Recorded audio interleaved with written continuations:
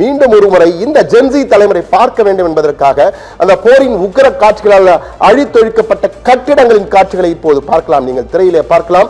அந்த கட்டிடங்கள் எல்லாம் எப்படி உடைக்கப்பட்டிருக்கின்றன, எப்படி அந்த சமூக பகுதியில் முல்லைத்தீவு, அதாவது மிகப்பெரிய நெற்களஞ்சியமாக ஒரு காலத்தில் இருந்த இடம் தற்போது அழித்தொழிக்கப்பட்டு வெறும் சாலைகள் மட்டும்தான் இருக்கின்றன. பாருங்கள், இந்த வீடுகள் எல்லாம் குடியிருப்புகள் எல்லாம் இருந்த இடங்கள் எல்லாம் அழித்தொழிக்கப்பட்ட காட்சிகள், வெறும் சிதில கட்டிடங்களாக எலும்பு கூடுகளாக காட்சியளிக்கின்றன. செழுமையான பகுதி, தமிழர்கள் இருக்கும் பகுதிகள் எல்லாம் செழுமையான பகுதியாக இருந்திருக்கிறது. செழுமையும் செல்வமும் அதிகமாக காணப்பட்ட இடங்களில் ஒன்றுதான் இந்த ஈழம்.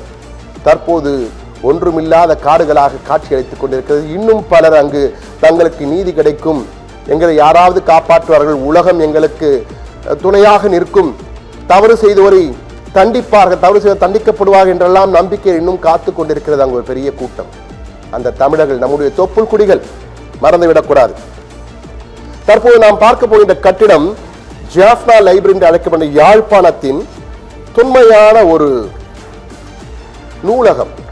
இவ்வளவு அழகாக இருக்கிறது என்று பார்த்தவுடன் அழகாக பராமரிக்க என்று நினைத்து விடார்கள். இது பழமையாக இருந்த இடம் சுத்தமாக அழித்து, இதிலே தமிழர்களுடைய பாரம்பரியத்தை, நாகரிகத்தை, கலாச்சார தொன்மை எடுத்துரைக்கக்கூடிய பல ஓலைச்சுவடிகள், ஒன்றல்ல இரண்டல்ல ஆயிரக்கணக்கான ஓலைச்சுவடிகள், தமிழுடைய பாரம்பரியத்தை சொல்லக்கூடிய ஓலைச்சுவடிகள் எல்லாம் இருந்திருக்கின்றன. இதை பார்த்து மற்றொரு இனம், இவர்கள் இவ்வளவு பெரியவர்களா, இதற்காக அழிக்க வேண்டும் என திருட்டுத்தனமாக இந்த நூலகத்திற்கு தீயிட்டு அழித்து விடுகிறார்கள். அந்த முற்றுமாக எரிந்து ஒழிகிறது, அழிந்து ஒழிகிறது, அந்த இடமே இல்லை. தற்போது இங்கு தமிழகத்திலிருந்து வெளியிடுகின்ற சில 100 ஆண்டுகளுக்கு உள்ள புத்தகங்கள் மட்டும்தான் இருக்கின்றன. புதுப்பிக்கப்பட்டிருக்கிறது. தற்போது புதுசாக காட்சியளிக்கிறது. யாழ்ப்பாணத்தினுடைய இந்த நூலகம் புதுசாக காட்சியளிக்கிறது. ஆனால் உள்ளே பழமைகள் குறைந்து விட்டன, தொன்மைகள் இல்லை. 100 ஆண்டுகளுக்குள்ள புத்தகங்கள் மட்டும்தான் உள்ளே இருக்கிறது தற்போது நிலையிலே. இந்த ஒட்டுமொத்தமாக பார்க்கும் பொழுது அந்த முள்ளிவாய்க்கால் இன்னும் மனதை, அந்த சம்பவம் இன்னும் மனதை ஏதோ நெருடி கொண்டிருக்கிறது.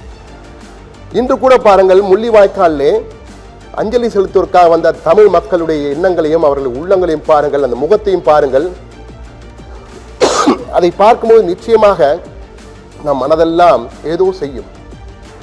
என்ன செய்யும் என்றால், நீங்கள் அந்த காட்சிகளை பார்க்கும்போது தெரியும். ஈழத்தின் இன்றைய நிலை, ஈழம் என்றால் என்ன தெரியாதவர்களுக்கு தற்போது இணைந்த நேயர்களுக்காக ஒரு காட்சியை பார்ப்போம். அந்த காட்சியை பார்த்துவிட்டு தொடர்ந்து ஈழம் குறித்து, இன்றைய நிலை குறித்து பேசுவோம். இதுவும் அந்த காட்சிகள்.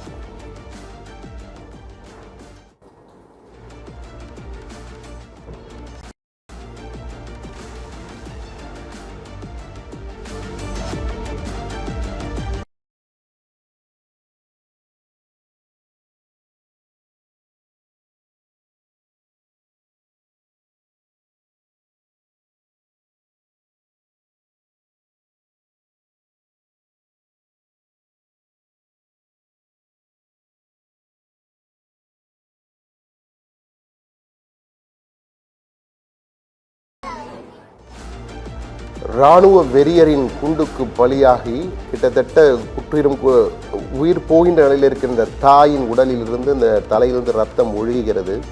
அதை பார்த்து அந்த 2 குழந்தைகள், அந்த பெண் குழந்தை தன் அம்மாவின் தலையிலிருந்து ரத்தம் ஒழுகுவதை பார்த்து, ரத்தம் ஒழுகுது அக்கா, ஒட்டி விடுங்கோன்னு அந்த பேண்டேடை எடுத்து கொடுக்கின்ற காட்சிகள்.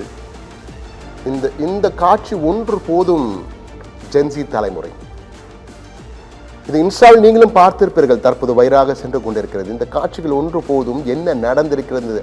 அப்பாவிகள் கொத்து கொத்தாக கொல்லப்பட்டார். அவர்களுக்கு நீதி வேண்டும், நியாயம் வேண்டும் என்று இன்றும் போராடி கொண்டிருக்கிறார்கள். இன்னும் யாரும் எந்த நீதியும் கொடுக்கவில்லை, எந்த நியாயமும் கிடைக்கவில்லை. ஒரு காலத்திலே அந்த போராளிகள் இயக்கம் வெறும் ஆயுத போராட்டத்தை மட்டும் முன்னெடுக்கவில்லை, மாறாக நீதி, நிர்வாகம், காவல்துறை, வங்கி, சமூக நலன் சார்ந்த கட்டமைப்புகளுடன் கூடிய ஒரு நிழல் அரசையே நடத்தி கொண்டிருந்தார்கள். ஆனால் தற்போது அங்கு ஒன்றுமே இல்லை, எல்லாம் அழித்தொழிக்கப்பட்டது. பலர் வெளிநாடுகளில் செட்டில் ஆகிவிட்டார்கள். புலம்பெயர் தமிழர்கள் தற்போது அங்கு என்ன நடக்கிறது தெரியாத அளவுக்கு ஜென்சி தலைமுறை, பலருக்கு என்ன நடந்த அந்த வரலாறே தெரியவில்லை. 2009க்கு முன் நடந்தது என்ன, எதற்காக இந்த போராட்டம் நடைபெற்றது, ஆயுத போராட்டம் ஏன் உருவானது, பிறகு 2009ஆம் ஆண்டு அந்த இயக்கத்தினுடைய ஆயுதங்கள் மௌனித்த பிறகு என்ன நடந்தது, தற்போது என்ன நடக்கிறது என்பதை யாருக்கும் தெரியாது. ஏதோ ஒரு போராட்டம் வரலாறு படிப்பதை போல கடந்து சென்று விடுகிறார்கள். இன்னும் இந்த வழி ஜென்சி தலைமுறைக்கு இருக்கிற ஜென் எக்ஸ் தலைமுறைக்கு நிச்சயம் இருக்கும். ஜென்சி தலைமுறையே நீங்கள் அதை உணர வேண்டும், அவருடைய போராட்டத்திற்கு துணை நிற்க வேண்டும், நீதி கிடைக்க நீங்களும் உதவ வேண்டும் என்பதற்காக தான் இந்த சிறப்பு நிலையை நாங்கள் வழங்கி கொண்டிருக்கிறோம். என்றால்